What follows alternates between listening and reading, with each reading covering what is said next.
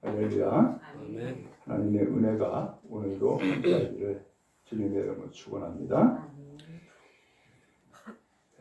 오늘이 종교개혁주일입니다. 마틴 루터로 시작을 해서 종교개혁을 한 것이 벌써 508년이 됐습니다. 그러면 508년 전에 무슨 일이 있었을까? 당시 유럽에는 엄청난 광풍이 불어닥쳤습니다. 어느 날 루터라고 하는 신부가 성전, 교회의 문에 크게 종이를 하나 붙여놨어요. 그 종이에는 95가지 항목을 쫙 나열을 하고 이것을 가지고 우리 한번 토론을 하자, 대화를 하자 하고서는 제안을 한 거예요. 근데 이것이 난리가 난 거예요. 왜냐하면은 그 95개의 논조를 게시한 그 내용을 보면은 당시 교회에 대한 모든 권한을 전부 다 반박하는 내용이거든요. 그래서 교황청에서 난리가 난 거예요. 결국은 나중에 이 글을 게시한 루터는 파면당하고 말았어요. 근데 파면으로 끝난 것이 아니라 그것으로 시작을 해가지고서 유럽 각지에 독일, 프랑스, 그 다음에 그 여러 나라들에게 전부 다 퍼져가지고 대대적인 개혁이 일어나기 시작한 거예요. 그래서 그 사건으로 해가지고서 오늘날 우리 기독교가 세워지게 된 거예요. 그래서 원래는 기독교가 지금 카톨릭과 우리 개신교가 원래는 하나였어요. 근데 이 기독교가 이 종교개혁을 통하여서 개신교로 새롭게 태어남으로써 기독교가 두 개가 된 거죠.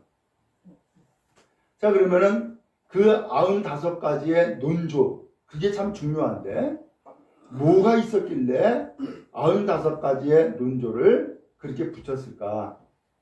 거기에 아주 중요한 몇 가지 사항이 있는데 그 몇 가지 사항은 뭐냐면은 당시 그 교황이 성전을 로마에다가 그 큰 성전을 짓겠다고 한 거예요. 근데 큰 성전을 지으려고 그러니까는 뭐가 필요해요? 돈이 있어야 되잖아요. 근데 돈이 없는 거예요. 근데 큰 성전을 짓겠다고 했는데 돈이 없으니까 방법을 찾아낸 거예요. 아, 면죄부를 판매를 하자. 그래서 이 면죄부를 통하여서 만약에 면죄부를 사게 되면 죽은 자가 곧 지옥이나 연옥에 떨어져 있던 자가 천국으로 돌아온다 라고 이야기를 한 거예요. 그리고 더 나가서 당시는 십자군이라고 하는 전쟁이 있었죠. 십자군 전쟁에서 참여했다가 죽은 자도 그가 그러한 이 면죄부를 통하여서 천국 갈 수 있다. 이렇게 전부 다 이야기를 해가지고서 면죄부를 대대적으로 팔게 된 거예요. 또 어떤 일도 있었냐면은 천국과 지옥 사이에 연옥이라는 것이 있는데 이건 이제 카톨릭에서 주장하는 거예요. 연옥이라는 것이 있는데 이 연옥에 있는 자를 천국 가도록 할 수 있는 권한이 교황에게 있다 라고 주장을 한 거예요. 더 나가서 당시는 이 교황의 권세가 대단해가지고 황제도 교황이 임명을 해요. 그러니까는 이 종교와 정치가 결탁이 될 수도 있고 혹은 완전히 등지고 결별이 될 수도 있고 그러면서 정치적인 상황이 아주 혼란에 빠지는 거예요. 그 다음에 더 나가서 이 교황이 그 신부들 그 사직을 그 교직을 돈 받고 파는 일이 생긴 거예요. 이런 여러 가지 도덕적인 타락들이 일어나니까 이거에 대해서 당시 루터라는 이 신부가 고민을 한 거예요. 이게 맞나? 이래도 되나? 무엇이 올바른 것이고 무엇이 진리가? 이걸 고민한 거예요. 그러다가 어느 날 하나님의 계시를 받고 성경을 펼쳐 읽기 시작을 한 거예요. 근데 성경을 읽어보니까 지금 로마 카톨릭이 행하고 있는 일들은 성경에 어긋나는 일들이 너무나 많은 거예요. 그리고서는 이 루터가 깨달은 거죠. 구원은 돈으로 사고팔 수 있는 게 아니다. 구원은 선한 일을 했다고 구원을 얻는 게 아니다.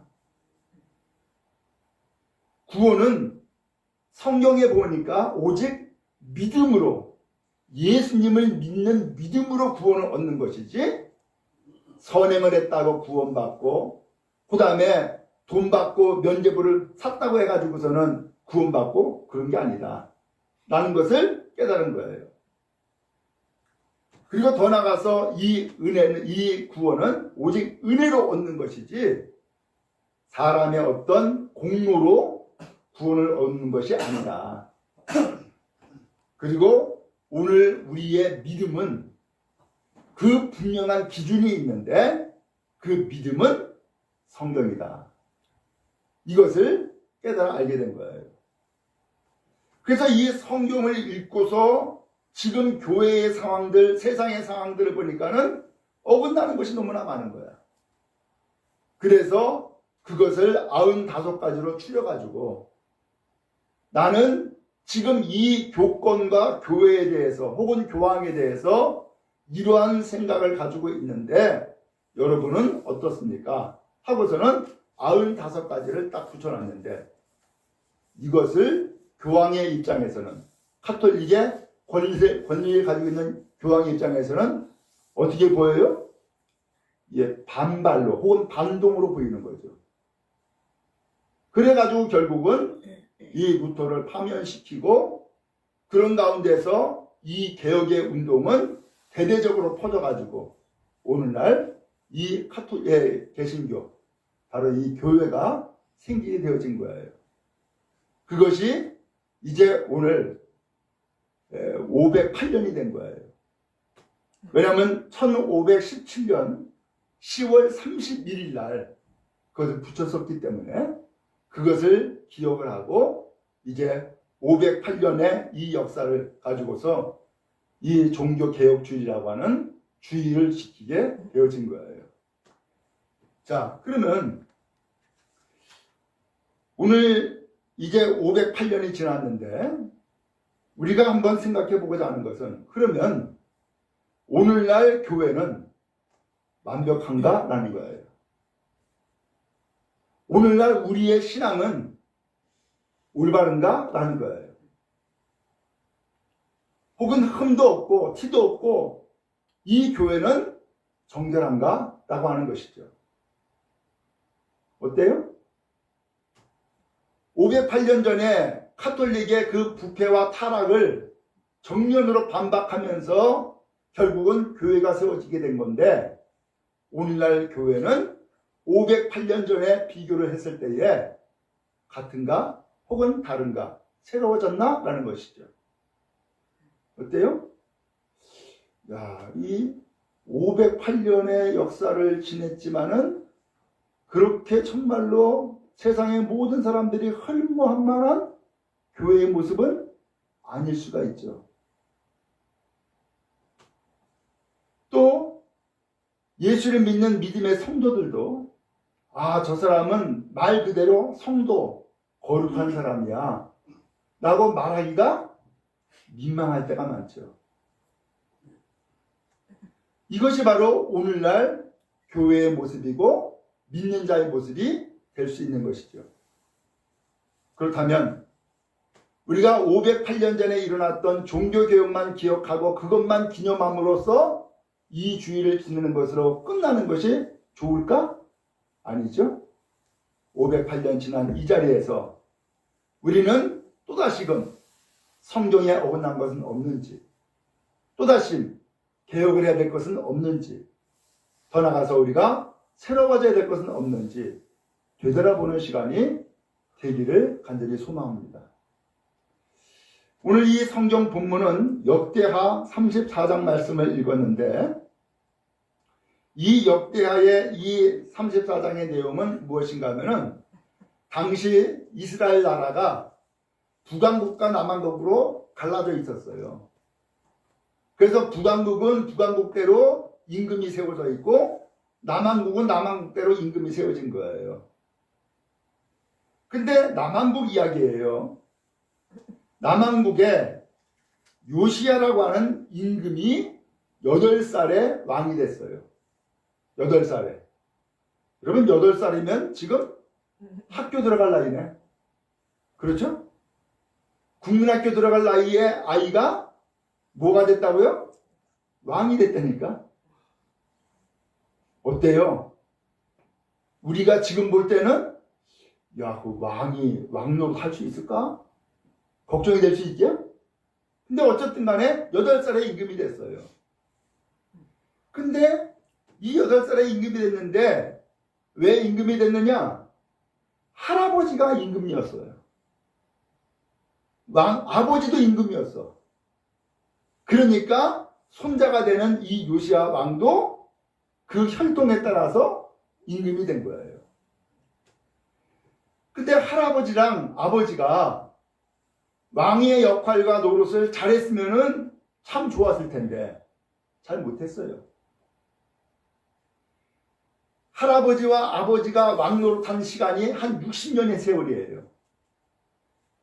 근데 60년의 세월 동안 한결같이 하나님을 등졌어요. 우상 숭배했어요. 그리고 교회, 곧 하나님을 믿지 않고 자기 멋대로 통치하고 살았어요. 그러니까는 백성들이 행복할까? 행복하지 않죠? 백성들은 거기에 따라서 많은 고통과 어려움을 짊어지고 60년 동안 지난 세월을 살아왔던 거예요. 근데 이 요시야라는 손자가 임금이 되었는데, 그러면 이 요시야라는 손자는 어떻게 됐을까? 우리가 생각할 때에 할아버지도 그랬고 아버지도 그랬으니까 손자는 어떻게 될까? 마찬가지일 것이다 생각할 수 있잖아요. 그렇죠? 왜? 그걸 보고 들었으니까 마찬가지일 것이다. 그런데 성경에 보니까 그게 아니에요. 이 요시야라는 임금은 8살에 임금이 되었지만 그의 생애에 놀라운 일들이 생겨나기 시작을 해요. 먼저 이 요시야라는 임금이 8살에 왕이 되었는데 16살이 되었을 때에 역대하 34장 3절 말씀해 보니까 그 조상 다윗의 하나님을 구하기 시작했다. 이런 내용이 나와요. 누구를 간구했다고요? 다윗의 하나님.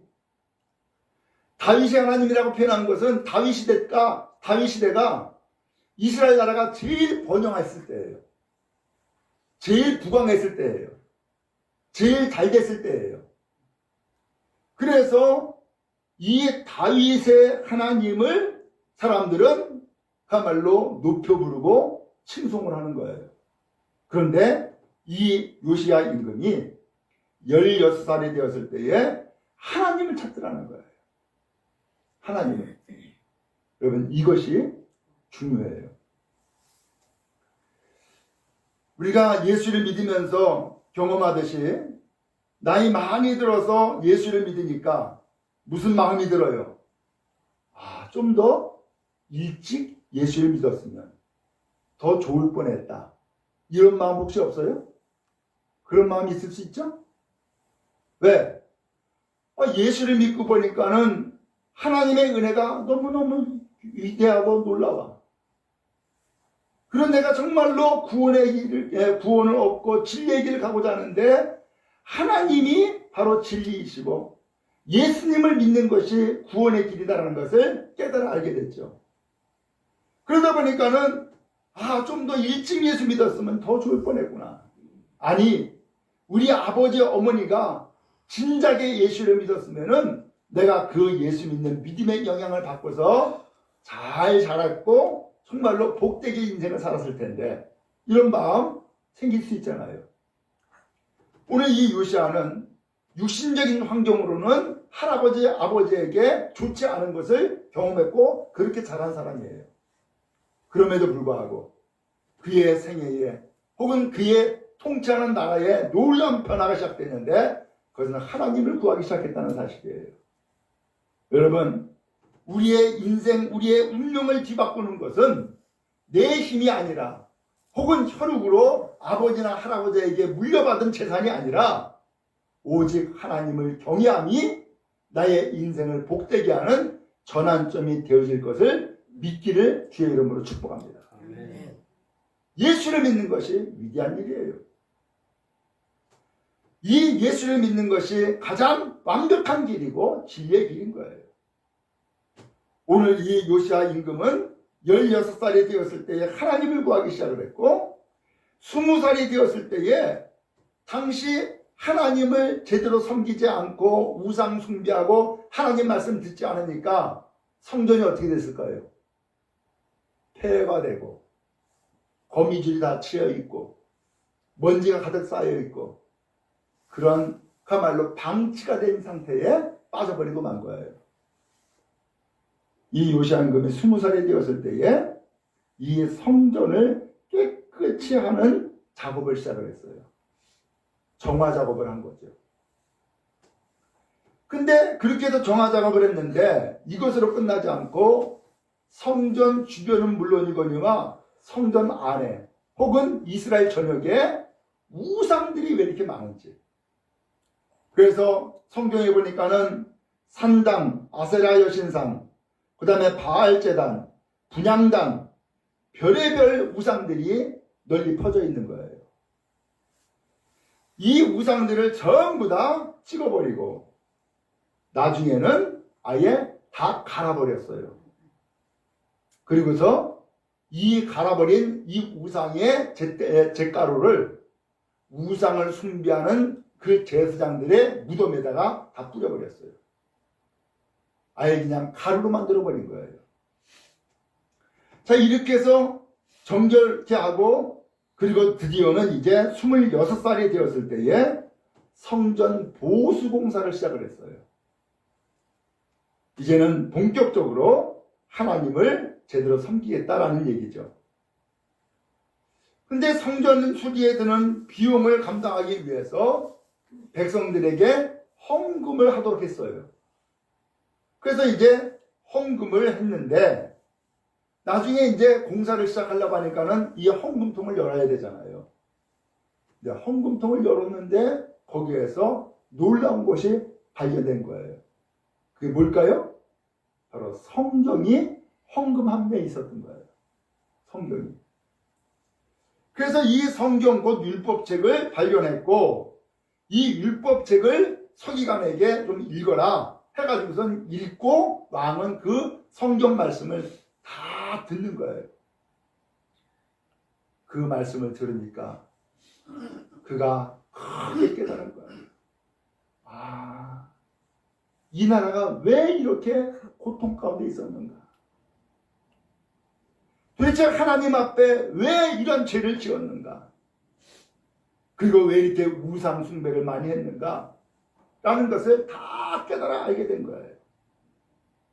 그래서 그때부터 바로 종교개혁을 단행하기 시작을 했어요.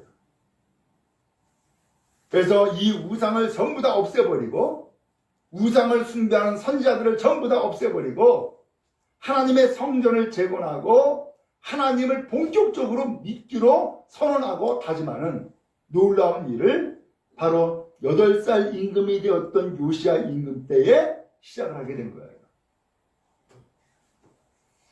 그런 의미에서 보니까 종교개혁이 단순히 508년 전에만 있었던 것이 아니라 언제도 있었어요?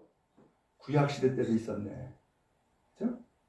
그러면 이제 구약시대 때도 있었던 종교개혁, 그 다음에 508년 전에 있었던 종교개혁, 이제 오늘날 우리는 개혁할 것이 없을까라는 거죠. 어때요? 있을 수 있죠. 또 우리가 느끼기도 혹은 우리가 생각하기도 이것은 아니야. 이건 달라져야 돼. 이건 개혁해야 돼. 라는 것이 있을 수 있겠죠. 그런 의미에서 오늘 여러분 이 말씀을 통하여서 우리는 더욱더 새로워지는 교회, 새로워지는 신앙의 길을 가야 되는데 중요한 것은 기준이 뭐냐라는 거예요. 기준이 뭐냐. 내 생각대로 하면은 생각이 다 사람마다 다 틀린데 돼야 안 돼요? 곤란하죠? 왜? 사람마다 다 생각이 틀린데. 그 다음에 사람마다 전부 다 관점과 사상이 다 틀려요. 그래서 사람의 생각과 사상이 기준이 될 수가 있어요? 없어요? 없죠. 그래서 나라를 운영해 나갈 때에도 기준을 정해놓잖아요. 그 기준이 뭐예요? 그게 헌법 아니에요. 그런 것처럼 우리가 교회를 세워나가고 신앙의 길을 가는 데에도 기준이 있어야 되는데 그 기준이 뭐예요? 바로 하나님의 말씀인 성경인 줄로 믿습니다.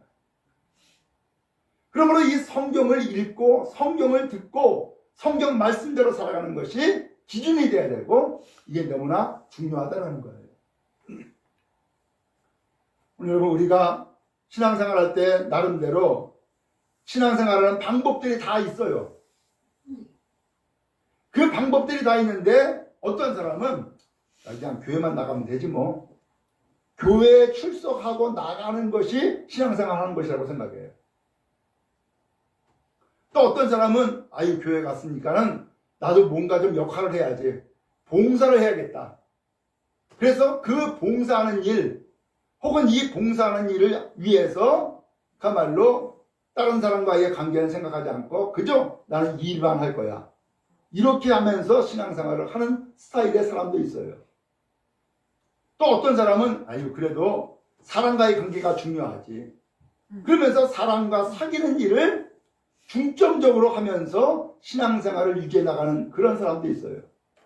어때요? 다 틀린 거예요. 우리가 신앙생활하는 그 중심에는 누가 있어야 되느냐? 하나님이 있는 거예요. 그리고 하나님은 우리로 하여금 신앙생활 이렇게 하는 거야. 이렇게 하는 것이 신앙생활 잘하는 거야. 라는 것을 지침으로 알려줬어요. 그게 뭐예요? 그게 성경이에요. 그러니까 이 성경이 우리의 기준이 되고 성경이 우리 신앙의 삶이 되어야 된단 말이죠. 마치 마틴 루터가 당시 중세시대 때에 그야말로 유럽 전역에 부패와 타락이 만연한 그 사회를 어떻게 하면은 이 사회가 올바른 길로 갈까 고민하다가 성경을 읽었는데 성경에서 그 진리의 말씀을 찾아 발견했던 것처럼 오늘 우리의 신앙도 오늘 우리는 다시금 거울로 비춰보는 거예요. 비춰보면서 내 모습은 어떤가? 혹은 나의 신앙의 삶은 무엇인가? 어떻게 하는 것이 올바른가? 이걸 비춰보는 거죠. 그게 뭐예요? 그것이 바로 성경이란 말이죠. 그러면서 오늘 여러분 성경으로 돌아가는 믿음의 은혜가 있기를 주의 이름으로 축복합니다. 네. 여러분이 기준 삼은 것 전부 다 철폐하세요. 그것이 기준이 아니라 하나님의 말씀이 기준이 되고 그 말씀이 오늘 우리의 표대가 되어지는 거예요. 그럴 때에 우리는 항상 잘못된 길로 갔다가도 올바른 길로 나가고 그리고 구부러진 길을 갔다도 똑바른 길로 나가고 뒤돌아섰다가도 다시금 목표를 향하여서 전진해 나가는 믿음의 길을 갈 수 있는 것이죠. 요시아가 그랬어요. 그래서 오늘 성경에 보니까는 요시아가 어떻게 종교개혁을 했는지 세 단계가 나와요. 첫 번째가 뭐예요? 30절 말씀해 보니까 이런 내용이 나오죠. 왕이 여호와의 전에 올라가매 유다 모든 사람과 예루살렘 주민과 제사장들과 레위 사람들과 모든 백성이 노소를 막론하고 다 함께 한지라. 왕이 여호와의 전에 안에서 발견한 언약책의 모든 말씀을 읽어 무리의 귀에 들려주고, 그 성경, 헌금함에서 발견한 그 성경을 왜 이 많은 백성들을 다 모아놓고서는 읽어줬단 말이에요. 당신은 이 성경이 하나밖에 없어요. 쉽게 표현하면. 그래서 양의 가죽에다가 다 써요. 그러니까는 부피가 엄청 커요. 근데 이것을 많은 사람들이 가지고 있을 수 없잖아. 오늘날은 성경책 다 살 수 있죠? 그렇지만 이 시대에는 성경이 그렇게 흔하지 않고 사람이 다 손으로 썼단 말이에요. 근데 이 성경을 발견하고서 읽어보니까 요시야 임금이 거기에서 하나님께서 무엇을 원하시는지를 깨달아 알았고, 내가 잘못한 것이 무엇인지, 이 나라가 어떻게 잘못된 길로 왔는지 다 알게 된 거예요. 그래서 이 성경을 백성들에게도 들려줘야겠구나 해가지고서 사람들을 모아놓고서는 거기에 성경을 읽어주는 거예요. 왜요? 그것이 우리의 표대가 되어야 되고 그것이 기준이 되어야 되기 때문이에요. 우리도 마찬가지예요. 우리가 하나님 말 이 시간 예배하는데 왜 목사가 이 성경을 읽고 왜 성경 이야기를 끊임없이 하는 거예요? 그 이유는 성경이 우리 신앙의 기준이기 때문이에요. 그럼 여러분, 오늘 성경 말씀으로 돌아가는 은혜가 있기를 주의 이름으로 축복합니다. 아멘. 그래서 올바른 길로, 진리의 길로, 그리고 하나님을 향하여서 똑바로 나아가는 복이 있기를 주의 이름으로 축복합니다. 그 다음에 두 번째로는 새 언약을 했어요. 약속을 한 거예요. 31절에 나오죠? 왕이 자기 처소에 서서 여호와 앞에서 언약을 세우되 마음을 다하고 목숨을 다하여 여호와를 순종하고 그의 계명과 법도와 율례를 지켜 이 책에 기록된 언약의 말씀을 이루리라 하고, 32절에 예루살렘과 베냐민에 있는 자들이 다 여기에 참여하게 하매 그랬어요. 왕이 언약을 세운 거예요. 이 언약은 이미 구약시대 때 이미 하나님께서 언약하신 말씀이 있어요. 그 언약은 핵심이 이거예요. 나는 너희의 하나님이 될 것이고 너희는 내 백성이다. 그래서 하나님과 이스라엘 백성의 관계가 언약 관계, 계약 관계로 형성이 되어 있어요. 근데 이 언약을 백성들이 깨버리는 거야. 하나님만 섬기는 것이 아니라 우상 숭배예요. 하나님 말씀을 듣는 것이 아니라 자기 고집대로 해요. 그러면서 이 언약을 자꾸 깨버리는 거야. 그러면서 결국은 타락을 하게 되고 망하게 된 거예요. 이때에 이 요시야는 성경을 발견하고 그 성경 말씀을 읽고 그리고서는 하나님과 다시 계약을 하자 하고서는 새 언약을 하게 된 거예요. 여러분, 우리도 신앙생활 하면서 어느 날 깨닫는 바가 있죠. 야, 내가 이렇게 하면 안 되겠구나. 내가 잘못한 거네. 그리고 내가 똑바로 살아야지. 똑바로 믿어야지. 라고 깨우쳐요. 그러면 깨우친 것으로 끝나면 돼요? 안 돼요? 안 되겠죠? 깨우치는 것으로 끝나는 것이 아니라 하나님 앞에 다짐하고 실천하는 거예요. 이게 새 언약이에요. 오늘 그러면서 오늘 우리도 이제는 마음을 다하고 목숨을 다하여 여호와 하나님을 순종하고 하나님의 계명을 지키고 법을 지키고 율례를 지켜 그리고 하나님의 언약하신 말씀을 이루겠다라고 다짐하는 은혜가 여러분 모두에게 임하기를 주의 이름으로 축복합니다. 아멘. 여러분 아시잖아요. 내 생각대로 내 계획대로 인생을 살아온 결과 뭐예요? 결국은 죄를 짓는 것밖에 없고 하나님과 멀어진 것밖에 없고 타락한 것밖에 없고 남아있는 것은 아무것도 없는 인생을 살아갈 수밖에 없잖아요. 제가 양평의 교회에서 소위 말하면 교인만 목회한 것이 아니라 동네 목회를 했어요. 그래서 동네에 초당집은 다 다녔어요. 그러다 보니까는 그 예수를 믿지 않는 사람도 가족을 통하여서 저한테 요청이 와요. 어느 날 동네에 할아버지가 세상을 떠날 날이 가까이 오게 된 거예요. 그러니까는 그 며느리가 저한테 연락을 했어요. 목사님, 와서 기도해 주세요. 그래서 옳거니 전도할 기회구나 하고서는 병원에 갔어요. 아니나 다를까 이분이 이제 세상에 떠날 날이 가까이 온 거야. 가까이 왔지만은 그래서 다 들리거든요.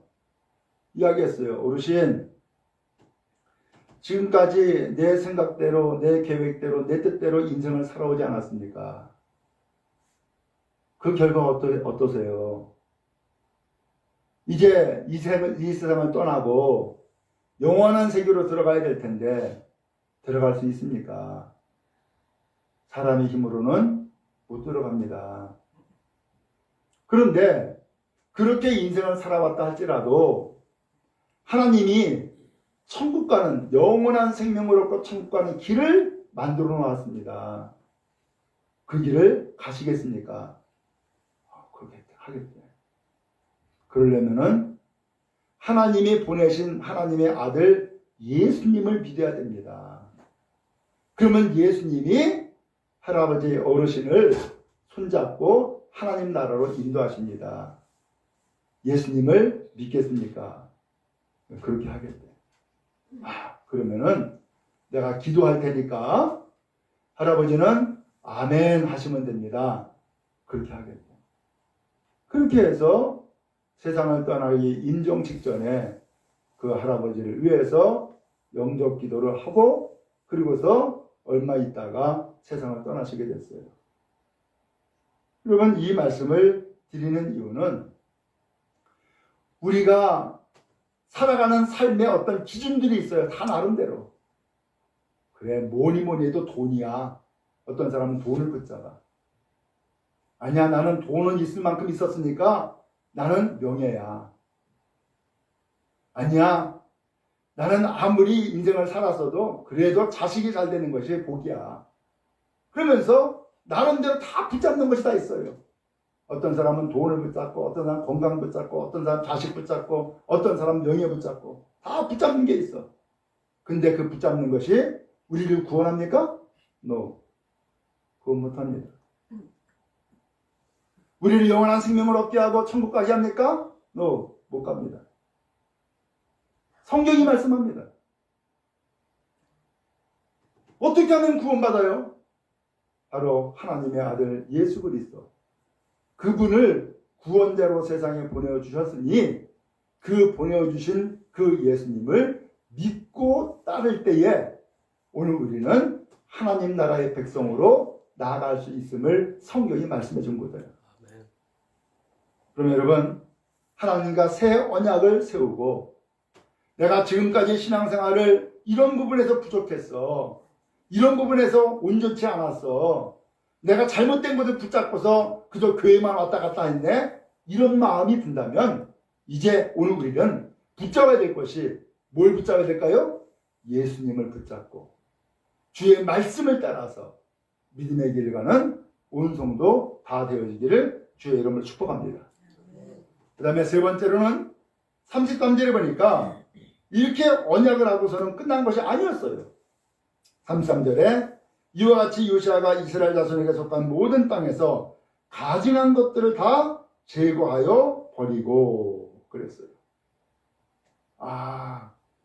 겉으로는 하나님을 섬긴다 하면서 속으로는 뭐 하고 있었어요? 가증한 것들이 있었던 거예요. 그것이 대표적으로 드러난 것이 우상 숭배였어요. 아까 얘기했죠? 아세라 목상, 바알 신상, 별의별 신이 많이 있는 거야. 그 모든 것들은 다 잡신이요. 그 모든 것들은 전부 다 우상이요. 그건 진리가 아니에요. 그건 하나님이 아니에요. 근데 하나님을 모르다 보니까는 이게 하나님인가 하고서는 그저 우상 사람이 만들어 놓고 손으로 싹싹 빌고 있는 거예요. 헛된 일을 하고 있는 것이죠. 근데 이 요시아는 하나님 앞에 말씀을 듣더니만 하나님과 새 언약을 세우고 그리고 나서 지금까지 이 나라에 퍼져 있으면서 백성들의 삶에 속속 숨어 있었던 모든 우상들을 전부 다 어떻게 해요? 다 없애버리는 거예요. 그리고 새 삶을 살아가는 것이죠. 바로 이것이 개혁이고 바로 이것이 믿음인 줄로 믿습니다. 여러분, 우리 안에는 가증한 것이 혹시 없나요? 우리 안에는 하나님이 싫어하는 것이 혹시 없냔 말이죠. 바로 이는 하나님이 싫어하는 모든 것들은 다 쓰레기로 여기고 다 치워버리고 하나님이 기뻐하실 것을 우리의 속사람에 채우는 은혜가 있기를 주의 이름으로 축복합니다. 아멘. 그래서 오늘 우리가 하나님 앞에서 새로워지는 믿음, 개혁된 신앙의 길을 가는 성도들 또한 이 교회가 되어지기를 간절히 바랍니다. 아멘.